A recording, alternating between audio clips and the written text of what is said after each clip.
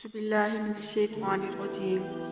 بسم اللہ الرحمن الرحیم۔ سرخ کپڑے میں نماز پڑھنا۔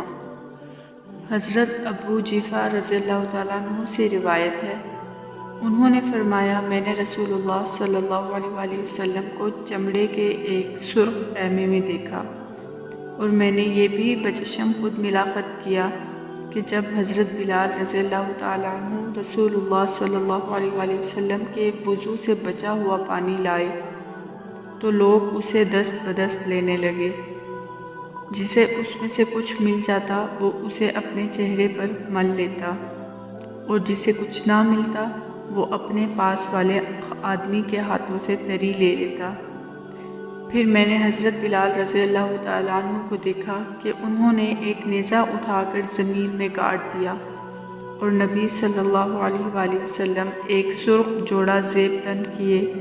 دامن اٹھائے ہوئے برآمد ہوئے، اور چھوٹے نیزے کی طرف منہ کر کے لوگوں کو 2 رکعت پڑھائی۔ میں نے دیکھا کہ لوگ اور جانور نیزے کے آگے سے گزر رہے تھے۔